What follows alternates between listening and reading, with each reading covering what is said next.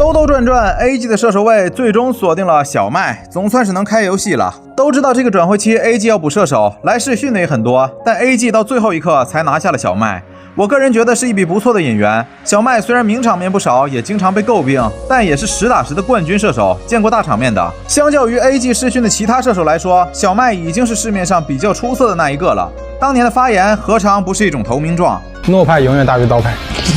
小麥的打法並不是很激進的類型，而且他還能承擔一部分指揮的責任。在春季賽的時候，小麥用吃叉拿到了13-1的數據，也創造了春季賽的單局擊殺記錄，個人能力不算差。挑杯32強之後，小麥當場就說要讓出首發，壓力確實比較大。在 A 季打射手，承受的輿論壓力肯定不會小。小麥的心態也將決定他在 A 季能否打出好的表現。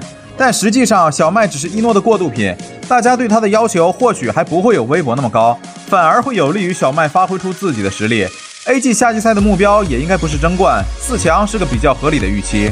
而微博小麥和九星都離隊，他們引進了昭爵、一生、安良和櫻花，花了不少錢，某種程度上來說都可以稱得上是银河戰艦了。其他幾個位置都可以理解，但最後補強櫻花確實有點意外，可能是因為子墨在26年的整體表現沒有之前那麼出色，俱樂部想讓櫻花來和子墨競爭，看看能不能擦出不一樣的火花。微博這個紙面陣容確實很豪華，能達到怎樣的上限就看老林的本事了。終於放暑假了，可以和同學通宵開黑了。我的滿配號都是在螃蟹賬號入手的，直接爽玩。平台方找回，靠譜不踩坑。現在去螃蟹賬號搜天黑居666，主播專門申請了100元。TTG 除了引進小胖之外，還引進了邊路小澤和蘿蔔競爭上崗。小澤曾經是 EDGM 的絕對大腿，一度還入選過常規賽 MVP 的候選，但今年的狀態很一般，經常會出現莫名其妙的掉點，也很難說一定比蘿蔔強。不過兩人競爭首發可能會激發彼此的潛力。而 TTG 迎來小胖之後，嘉欣也有了新的去處，就是伊斯大。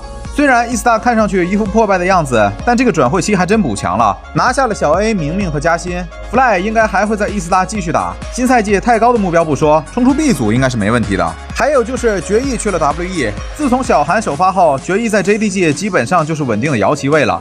去了 WE 能有比賽打，不過 WE 這支俱樂部存在感比較低，鹏鹏、百獸都是去了之後慢慢销聲匿跡了。